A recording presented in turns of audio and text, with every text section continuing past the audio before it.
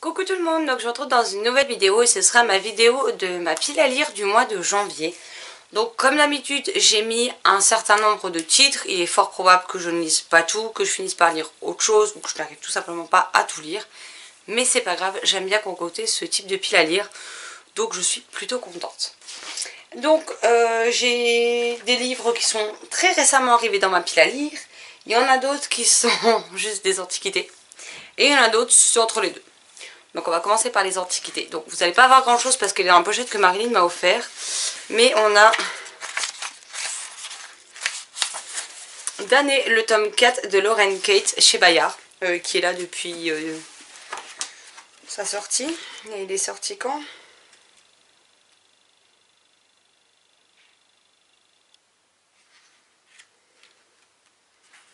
Je suis en train d'essayer de trouver la date. Mais ça date d'il y a longtemps. Hein. 2012. Voilà, voilà. On va rien dire. Hein. Dans les autres antiquités, on a celui-ci. Les Royaumes Invisibles, tome 1. La Princesse Maudite de Julie Kagawa chez Harlequin dans leur ancienne collection Darkis. Voilà, j'ai très envie de le lire. Ça se passe en hiver. C'est écrit méga gros, donc j'espère qu'il me plaira. Ensuite, un livre qui m'a été choisi par la chérie dans mon challenge. Donc on a Les Voleurs d'Histoire, le tome 1 de James Riley chez PKJ. Les tomes 2 et 3 sont déjà sortis, donc au moins si j'aime, je pourrais tout simplement me procurer la suite. Mais voilà, il me tente bien, donc j'ai hâte. Ensuite, les copines m'ont choisi Monstre Hôtel, le tome 2, Le Secret du Lac de Karina Rosenfeld chez Gulfstream. Alors, je ne sais plus laquelle des copines, mais je sais qu'il est dedans, donc je vais me le lire, surtout que j'ai les tomes 3 et 4 pour finir la série, donc ce serait plutôt chouette. Un livre que je vais relire, puisque si vous avez vu mes dernières acquisitions de l'année 2020, vous avez vu que j'avais le 3, sauf que le 1 je l'ai lu à sa sortie et j'ai plus beaucoup de souvenirs clairement. Donc je vais préférer le relire et être totalement dedans. Ouais, en 2017, donc ça fait quand même bien 3 ans que je l'ai lu. Donc voilà. Donc je vais relire Le Club de l'Ours Polaire de Alex Bell, donc Stella et les Mondes Gelés chez Gallimard. Et on lira les tomes 2 et 3 avec certaines des copines. Ensuite, dans les reliques. Bah alors, il n'est pas là depuis sa sortie, mais ça doit faire 3-4 ans que je l'ai acheté d'occasion. On a L'Elfe du Grand Nord de Lucie Daniel Raby chez Albin Michel Louise. Donc Noël est passé, mais ça n'empêche qu'on est encore en hiver, donc je trouve que c'est encore parfait pour pouvoir lire cette lecture. Ensuite, on passe aux livres qui sont entre deux.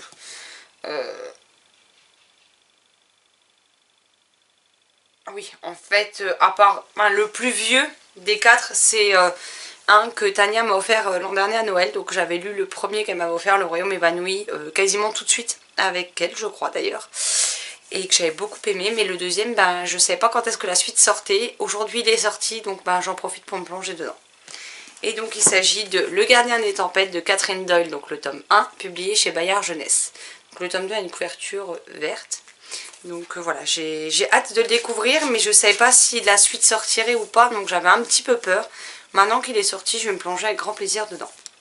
Ensuite, on a Contre les étoiles de Loïs Laurie que j'ai acheté en 2020.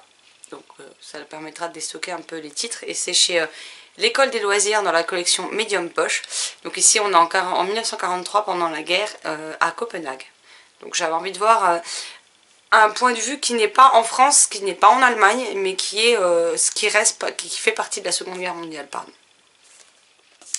Ensuite, on a Starfell, le tome 1, Violette Dupin et le jour perdu de Dominique Valente chez Casterman. Donc je pense et j'espère qu'on aura le tome 2 en 2021, donc ce sera l'occasion de le découvrir. Une suite de séries que je veux lire, parce que je sais que après c'est Sylvie qui les récupère parce qu'elle a envie de les acquérir tout simplement. Et le tome 5 sort en février, donc j'ai sorti le tome 4 de Amelia Fang, la vampirette, donc Le goûter complètement fabuleux de Laura Helen Anderson chez Casterman. C'est une série avec laquelle je passe toujours un très bon moment, donc j'ai hâte de continuer cette série tout simplement. Et je ne sais pas du tout pour le moment combien il y aura de tomes, donc à voir. Mais il me manque que celui-ci à lire pour être à jour quand le 5 sortira. Ensuite, Un cadeau de Noël de Sylvie, Vous ne nous séparerez pas de Régis Delpeuch chez Scrinéo. Encore la Seconde Guerre mondiale, mais il me fait tellement envie que voilà, j'ai pas eu le temps de le lire au mois de décembre, mais ça ne saurait tarder. Ensuite, on a La surprise de Noël de Debbie Macomber, publié chez Charleston Poche. Donc voilà, c'est un livre que j'ai acheté récemment. Il fait un peu moins de 300 pages. Bon, après, c'est pas écrit méga gros. Mais voilà, c'est pour prolonger un peu le côté des fêtes. Bien que cette année, j'ai pas senti spécialement cette effervescence, cette ambiance de Noël que j'aime bien. Alors, je parle pas d'effervescence dans les centres commerciaux, hein, parce que ça, par contre, elle y était. Hein. Mais plutôt de cette ambiance que moi j'aime beaucoup l'hiver, et ben je ne l'ai pas eu, donc avec un peu de chance je la retrouverai en janvier avec cette lecture. Ensuite, La prophétie d'Ulysse, le tome 1, Le réveil du monstre de David Pouillou chez Fleurus. Saga en 2 tomes dont je viens d'acheter le 2e tome. Voilà, c'est assez court, j'espère que ça se lira vite, et puis je suis curieuse de découvrir ce que ça va donner. Ensuite, une suite de séries avec Blue Moon, le tome 2, L'esprit de la lagune de Laia Lopez, publié chez Hachette. Voilà, j'avais beaucoup aimé le tome 1, il est temps pour moi de découvrir cette suite. Ensuite, un de mes derniers achats, Des vacances d'Apache de Alexandre Chardin chez Manière Jeunesse. Comme ça, bah, quand je l'aurai lu, je pourrai le garder de côté pour Marilyn. Et le dernier titre que j'ai physiquement de cette vidéo sera Lulu et Nelson, donc le tome 2 de Gérard Aumont-Hénéré chez Soleil dans leur collection Métamorphose. Ça, je devrais pas trop avoir de difficulté à réussir à le lire dans le mois. Et sinon, sur ma liseuse, il faut que je termine Voyageuse, le tome 1 de Iman et Itaï aux éditions Plume Solidaire. J'en suis à 56%, donc je pense que je vais le lire un petit peu ce soir parce que j'ai très envie de retourner à là où je m'étais arrêtée il y a 3 ans pour pouvoir enchaîner du coup avec le tome 2 que je vous mets ici. Voilà, qui me fait quand même super envie. Et il y a 2 autres titres numériques, mais je les ai encore pas mis dans ma liseuse. J'ai oublié les titres. Alors il y en a un c'est de Noël, il y en a un c'est un livre jeunesse, coécrit. Mais les 2 titres sont écrits par Marine Stengel en auto-édition. C'est une autrice que j'ai juste mais tellement adorée dans la saga La Dernière Onde, publiée chez Sharon Kenna. Donc j'attends très impatiemment la fin de la série, puisqu'on en est au tome 4 je crois, et le 5e sera en juillet. Normalement le 5e c'est le dernier si je dis pas de bêtises. Donc j'avais lu le tome 1, j'avais eu un coup de cœur, tome 2 coup de cœur, mais après c'est à chaque fois espacé d'1 an.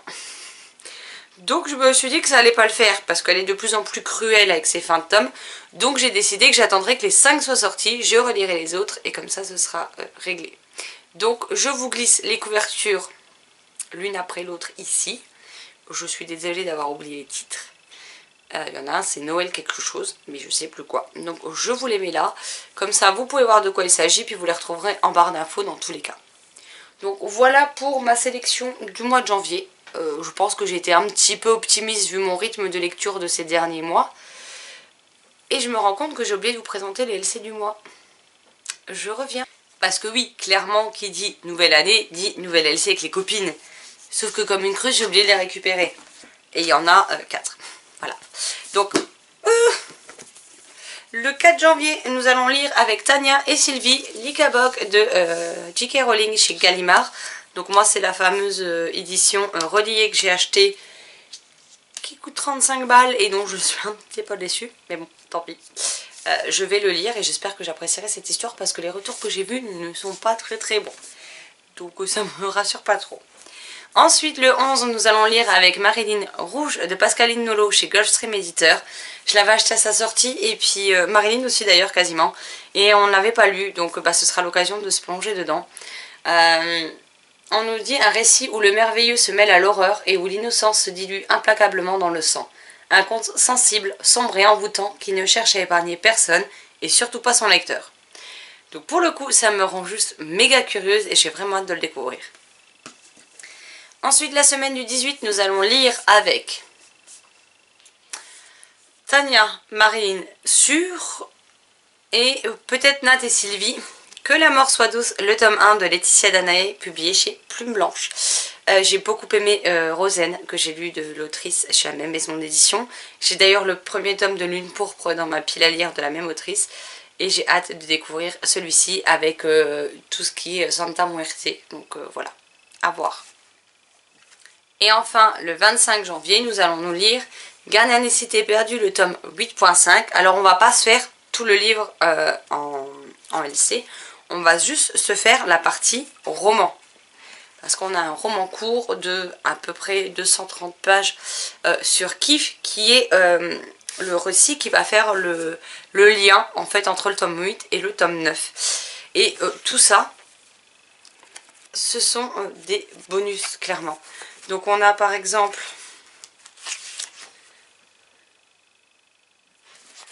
une carte, on a des illustrations en couleur dans celui-ci.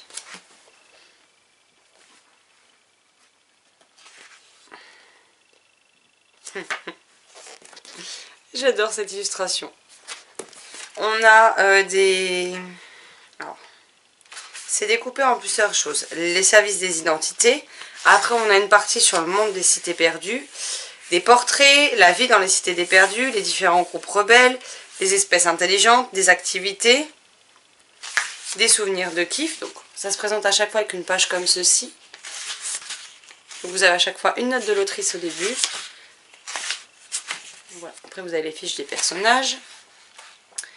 Là on a l'équivalent du carnet de correspondance de Kif. Je peux vous garantir qu'il en a fait des infractions. Hein. Il n'a pas été de main morte. Là on a des petits rappels tout au long du livre de ce qui a pu se passer éventuellement dans les tomes précédents. Donc ça je trouve pas mal. Après on a les différents mondes, les différentes maisons des personnages. Je trouve ça plutôt super bien fait et intéressant. Après, on a les différents conseillers en poste, leurs pouvoirs, les joyaux, des notes, le point de vue de Sophie sur eux. Des rudiments de la culture elfique. Donc c'est toujours bon à prendre avec les différents pouvoirs, les équipes enseignantes de Foxfire. Enfin voilà, c'est vraiment un court roman pour introduire le tome 9, mais surtout un guide pour tous les fans de la série. Et donc je suis très contente, bien que moi mon exemplaire soit défoncé. Et merci le site où je l'ai acheté qui me l'a expédié dans cet état. Donc voilà. Du tout qui manque de tomber. Niveau lecture, je pense que j'ai de quoi faire ce mois-ci. Voilà, je ne veux pas me mettre la pression, je vais prendre un maximum de plaisir à découvrir ces livres. N'hésitez pas à me dire s'il y en a sur lesquels vous voulez des avis en priorité. J'essaierai de les faire passer en premier. Je ne vous promets rien, mais je ferai mon maximum pour. Il y a certains titres qui vont faire partie d'un challenge que je vais vous présenter dans les prochains jours. Voilà, je voulais commencer par ma pile à lire du mois de janvier, puisqu'aujourd'hui où je vous tourne cette vidéo, on est le 1er janvier, donc je ne vais pas la mettre trop tardivement en ligne non plus. Malheureusement, il n'y aura pas de mode cocooning cette semaine parce que j'ai pas spécialement eu le temps, tout simplement, de tourner. Pour le moment, j'ai une séquence qui a été tournée lundi, donc clairement, je me vois pas. Demain, on est samedi. Demain, on a pas mal de choses à faire en plus. En plus, dans notre région, le couvre-feu a été avancé à 18 h à partir de demain. Donc ça va pas nous faciliter les choses. Je parle pour tout ce qui est des courses, parce que c'est-à-dire que par exemple la semaine, on finit, moi je finis à 18 h le travail. Donc déjà je rentre avec une attestation, parce que sinon je suis hors couvre-feu. Et la chérie, le temps qu'elle rentre, elle peut plus aller faire les courses. Et je parle des courses alimentaires, hein, je parle pas de babioles ou de machin. Mais les courses alimentaires, du coup ça va être compliqué, parce que nous qui détestons, mais détestons au plus haut point faire les courses le week-end, et on n'a pas le choix. Donc c'est génial. Donc voilà, et donc demain j'aurai pas le temps, et dimanche je suis censée vous la poster. Donc à la place dimanche vous aurez cette pile à lire, on sera du coup le 3. Vous aurez un mode cocooning la semaine d'après, c'est promis, je vais faire en sorte que vous en ayez un, quitte à vous mettre quelques petits passages de cette semaine-ci. Mais voilà, vous aurez quand même une vidéo, mais du coup vous aurez celle-ci dimanche. Et je pense que mercredi vous aurez un point lecture, et peut-être que vendredi vous aurez la vidéo du challenge, tout simplement.